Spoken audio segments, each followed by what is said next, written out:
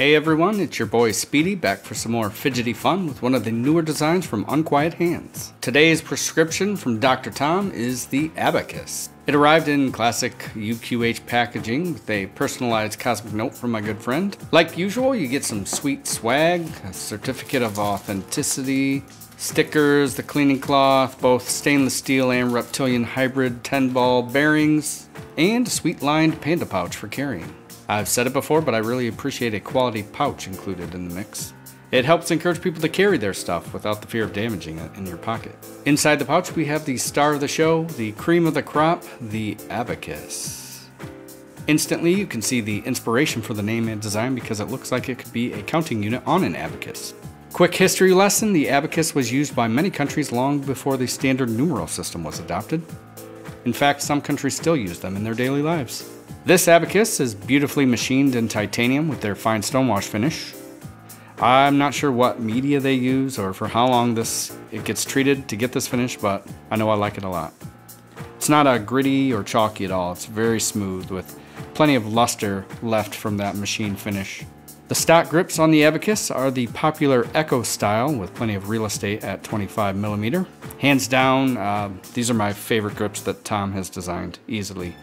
They feature the security donut in the center for added friction, but it's shallow enough that it doesn't really, impact that curved dish of the concave surface.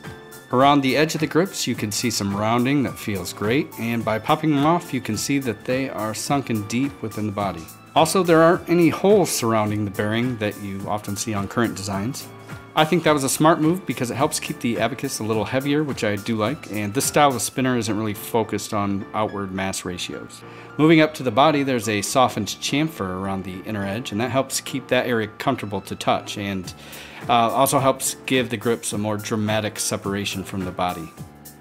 Speaking of hot bodies, the abacus is just gorgeous. It has a pleasing square shape with slightly bowed sides, and all the edges have some serious rounding. Now, everyone knows I love a nice chamfer, but you can't beat quality edge work like this when it comes to touchability. The abacus is sexy and it knows it. From the side, you can see that those sunken grips barely extend out past the body, which gives it a nice sleek look, but there's enough meat on the bones to tablespin without a problem. Technically, the abacus might be considered a quad spinner because it has 4 outer areas where the mass is the greatest, but it fidgets more like a cog style.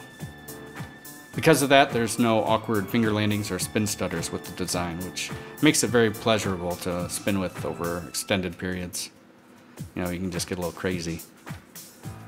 I've had this abacus for several months now, and it's a staple at my desk. I keep it next to my keyboard, and with its thickness, I can stand it up on its side, and it makes for a beautiful display piece. Typically, I fidget with the abacus in a traditional manner, by spinning, but with its shape, I also like to roll it around my fingers, like a coin or poker chip. It's just so comfortable, and I expected nothing less. Leave it to Tom to take a square and turn it into a social butterfly. It's hard to visualize how big a design is going to be, even when you have all the specifications. Because I kind of thought the abacus was going to be smaller than it was, which I'm glad it's not. It's the perfect size. But rather than talk about dimensions, let's just take a look at how it compares to some other stuff. Here is a silver dollar. Pretty close. Here's the companion.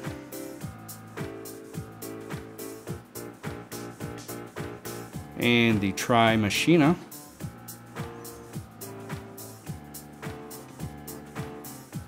Here's the monolithic. That's the full size. Or how about the acute angle bar? Yeah, so it's got a decent amount of thickness. And for fun, let's compare it to the Hanayama marble. Pretty similar in size. As far as weight, this titanium version comes in close to 2 ounces. I expected it to feel lighter, and when I first held it in my hand, I for a second thought it was stainless steel just because it has a decent amount of weight for its size. Like I said, my expectations in my head, based on pictures that I'd seen and the dimensions, you just never really know until you actually get it in your hand and can feel it. It was a pleasant surprise because the wind certainly isn't going to blow this one away. In short, the Abacus has everything I want. It looks stunning, it's ultra comfortable, and I can fidget with it in many different ways. I'll end this video with a shout out to Tom and Unquiet Hands. He is one of the classiest makers out there, and he's been a huge supporter of me and my channel, so I can't thank him enough for everything he's done. You'd be hard pressed to find a nicer, more positive person out there. Love you, Tommy boy. If you are interested in getting your hands on the Abacus, I'll leave some links in the description to their website and their Facebook group. Thanks for watching. Later.